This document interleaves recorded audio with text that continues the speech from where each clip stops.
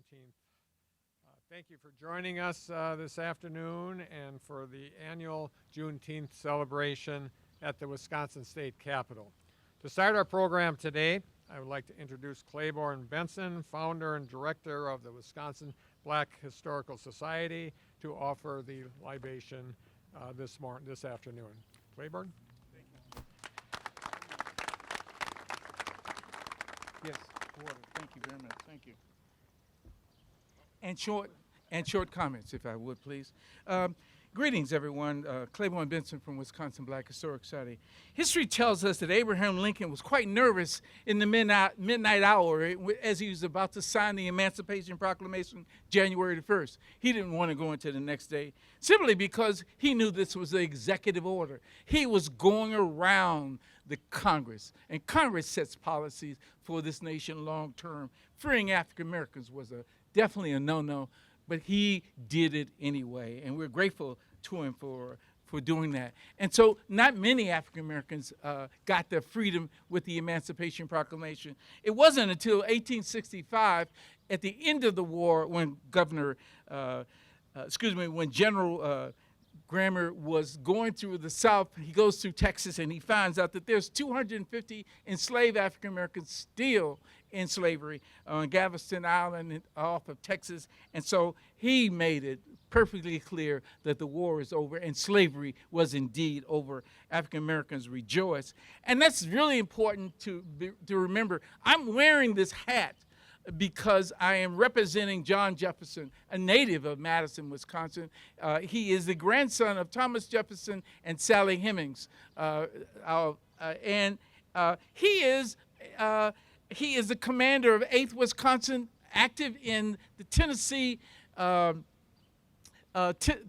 and Mississippi Valley area. And so he becomes very important to General Grant as he seizes Vicksburg and makes his way. And so I celebrate him and all the other thousands of African Americans who took up the fight when white soldiers decided that Juneteenth Day, the passage of Juneteenth Day, January 1st, 1863, meant no longer the end of the separation of the North and the South, but the ending and the creation of freedom for African Americans. And so John Jefferson, many thousands of other African Americans became soldiers. This being Father's Day, we want to give recognition to them who worked and did carrying bodies, providing food, being valleys, and a whole host of other tasks, yet they still served because they knew that for African Americans, freedom meant them having to fight.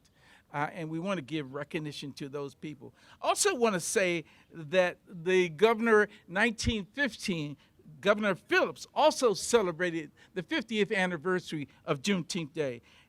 50 years, he created an exhibit and built it in Chicago and talked about the uniqueness of African Americans coming to the state of Wisconsin and how important that was.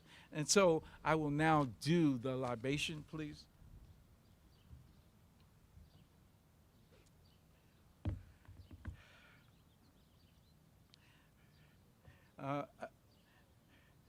May I ask you to close your eyes and step back into time, to reclaim our ancestors, slip back into a dream, to your childhood, to your youthful years in your parents' laps, to your fathers and your grandfathers. Face them, name and unnamed. I say Ashe. And so with me, repeat the word Ashe. That is just simply saying, so it is said. Catch a cloud and float over the motherland, tower over the pyramids, watch the ancestors and chart the skies, the stars, and watch the medicine men heal the sick. I say Ashe. Join the dancers as they praise over the harvest festival, for they return to the motherland, the cradle of civilization. I say Ashe. Dream, I say dream back to the Nile, to the Valley of Kings and Queens, until we see the tribal villages and image them reflecting you. I say Ashe. I say dream until dream. I say dream. Hover over the ships as they docked in the harbors with our people chained, still chained. Linger over South Carolina and watch our people gather cotton. Hear the songs of our ancestors as they pick cotton and grow from sun up to sundown, as we share sharecroppers, as we dream of moving north, buying our first homes, as we think about and witness our grandchildren graduating from high school and then to college. Float over Harlem and listen to Duke Ellington and the A Train. Go through Chicago and hear Dinah Washington sing Chicago blues as we watch our people migrate from the south, from the south to the north. I say Ashe. Awake and reclaim who you gain gifts of life. Share the head, the texture of the hair, the roundness of the buttocks, the rhythm of our feet, the fullness of the lip, the color of our hair. Wake up and hear the ancestors speak in your voice. Walk with the grace. Hear the voices and the cry of our people today, understanding and appreciating and respecting our growing freedom. And as they say to you, never forget our ancestors. I say Ashe. Thank you very much. Thank you, Brother. No apologies. Thank you. Good job. Thank you. So thank you, Claiborne. Very moving and very thoughtful comments. So I would like to start out today by first recognizing the Legislative Black Caucus, some of whom are here to join us today. Senator Johnson and Senator Taylor, Representative Stubbs, Drake, Balde, Haywood, Bowen, Okumde, and Myers. They've done a great job. They represent really important parts of the state, and they're just great leaders. So thanks you all for all the work that you do for Wisconsinites across the state. I also want to thank my cabinet secretaries who are here today, along with our newest member, Elmer Moore Jr., and all the community leaders and organizations that are here today. Thank you for your support, and thank you for being here.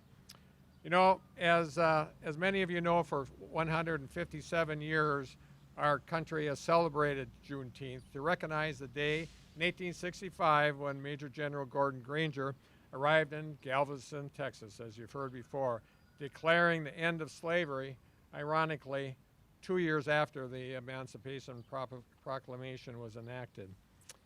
A little history lesson. Right here in the state of Wisconsin, Juneteenth was formally recognized in 2009, 22 years after State Senator Spencer Coggs and Representative Marcia Coggs first introduced legislation to do so.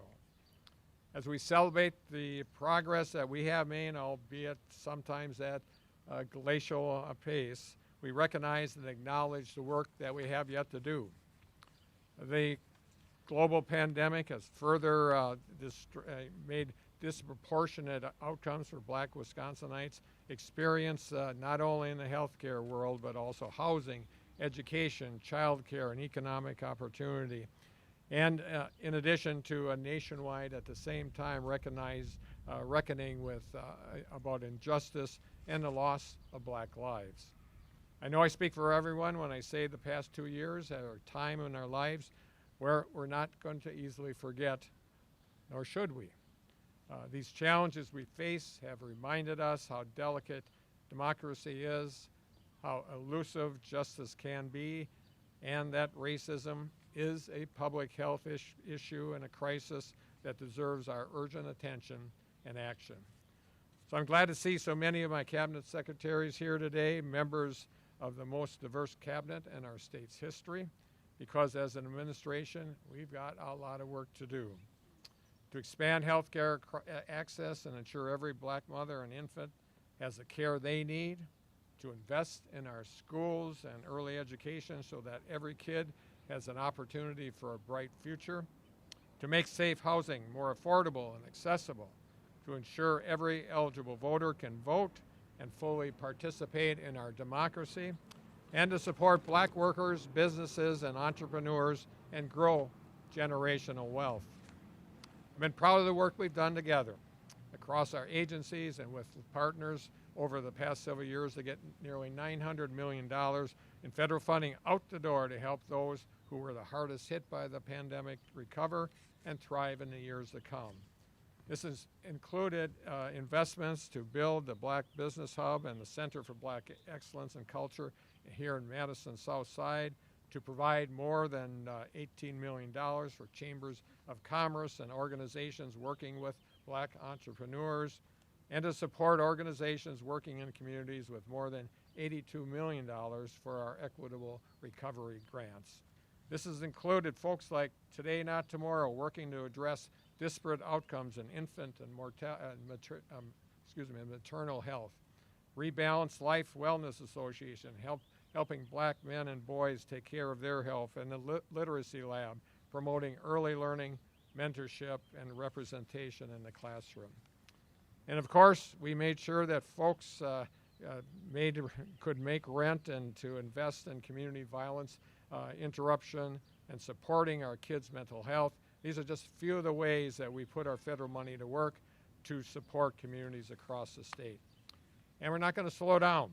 We can't and we won't as long as I'm governor. We're going to keep taking real, meaningful steps towards the sort of future we want for our state. In 2020, I was proud to raise the Juneteenth flag over the Wisconsin Capitol for the very first time in our state's history. And I want to make this clear. Today, as we raise the Juneteenth flag over the state capitol for the third year in a row, I want to acknowledge that I know a flag is not a policy solution, and it's not an investment, but it is a message to Black Wisconsinites across our state that we celebrate you, and that as a state we are committed to building a future that we dare to dream of for our kids and our grandkids and generations to come. With that, thank you. With that, once again, thank you for joining us today to celebrate Juneteenth, to celebrate Black history and culture, and to celebrate how far we have come, and to figure out we've got a lot more to do. So thank you, and now I'd like to introduce and welcome up to the podium Elmer Moore Jr., CEO and Executive Director of the Wisconsin Housing and Economic Development Authority. All yours.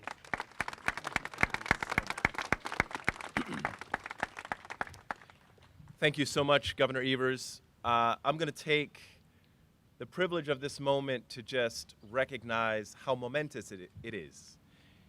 It is truly an honor to get to serve as the CEO and Executive Director of WIDA, especially for this administration and for this leader who is willing to recognize how important Juneteenth is to us. Advancing housing equity and economic opportunity are critical components of WIDA's mission because we recognize that there have been structural and systemic barriers that have resulted in great disparities for Black people and people of color when it comes to purchasing a home, when it comes to owning a business, and putting down roots in communities where folks want to live, where they want to work, and where they have an opportunity to prosper. We know that stable, secure, and safe housing is fundamental to building a stronger community. And we at WIDA are working so hard with the support of this administration to provide new resources and tools to help create more inclusive housing opportunities because, again, a safe, affordable place to live is the foundation for everyone to achieve their true potential. So I'm so excited to be a part of this administration and its commitment to celebrate Juneteenth and acknowledge the important role that Black people and Black history has had in Wisconsin and, in fact, in our nation. And with that, I'd like to introduce two members of our legislature that are dedicated to creating and protecting a future where everyone can realize freedom, achievement, and excellence. First up, we're going to welcome Representative Dora Drake, who was elected to the State Assembly in 2020 and is a member of the Wisconsin Legislative Black Caucus. She represents the 11th Assembly District, which includes parts of Milwaukee and Glendale. She's been working hard for so long through her organizations like Justice Point, a nonprofit promoting justice system reforms, where she's been passionate about investing in our youth, economic stability, and reentry services. Please welcome Representative Dora Drake.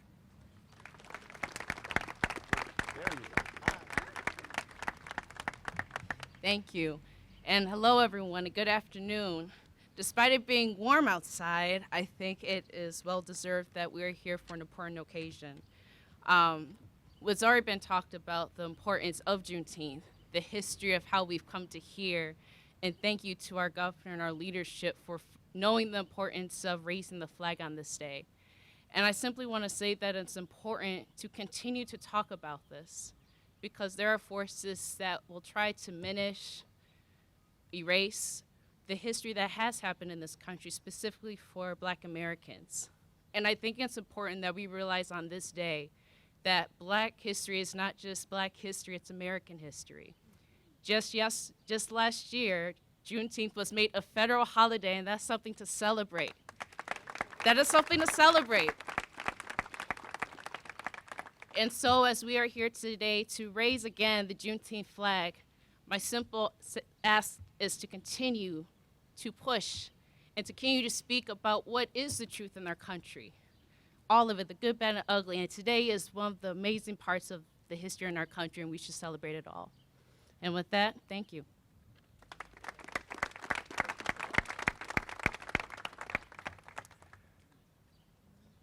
Thank you so much, Representative Drake. Next, I would love to introduce Representative Stubbs. And I want you to know that Representative Sheila Stubbs has been in the Assembly since 2018, is a member of the Legislative Black Caucus. She became the first African American to represent Dane County in the state legislature. But I'm not done yet. Come on up. She's dedicated to serving the people of Madison's West and South Side. Representative Stubbs has served as a probation officer, a special education teacher, and Dane County supervisor, where she gained a wealth of personal experience on systems that adversely affect communities of color and resolved to improve them throughout her career. So we're going to welcome Representative Stubbs and thank her for her comments. Thank you. Thank you so much. Well, good afternoon. Thank you so much for such a welcoming introduction and welcome to your new position. I want to thank Governor Tony Evers for holding this wonderful, important event and for continuing to recognize the importance of Juneteenth throughout the state of Wisconsin. I would be remiss if I did not take this moment to recognize two people. My mother, Elder Linda Hoskins, who has been a trailblazer in my life. And the reason that I stand here, and Ms. Annie Weatherby Haynes, who certainly has been the one who has requested that our flag be raised throughout Dane County, the city of Madison, and the state of Wisconsin. I'm so honored that we have worked so closely with Governor Evers' office. His leadership team is impeccable, and I have enjoyed every moment working with Governor Evers, and I want you to know he is a man of his word, and everything that he says is everything that he means. It's not difficult to work with Governor Evers. He is someone to get things done in the state of Wisconsin. So put your hands together for our governor, Governor Tony Evers.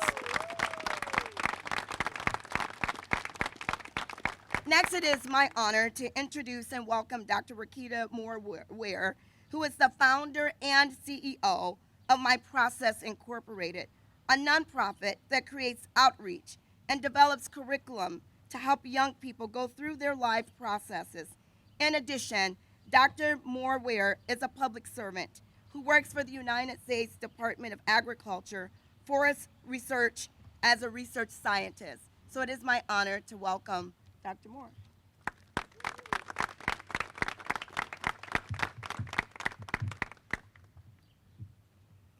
Lift every voice and sing till earth and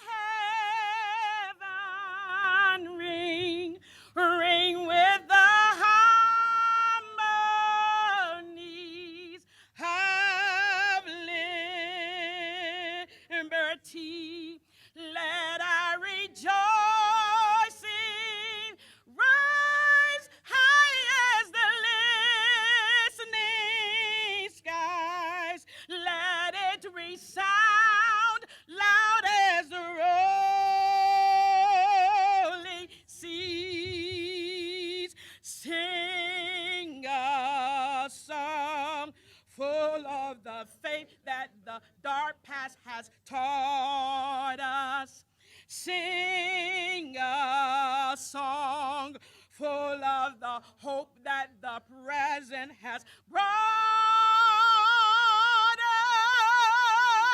us, facing the rising sun of a new day begun.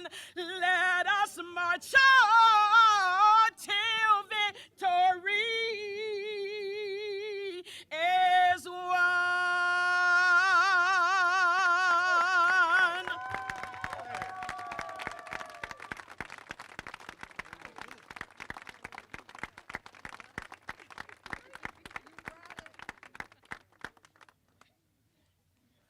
What a way to end a significant program today. Great people. Thank you all for being here.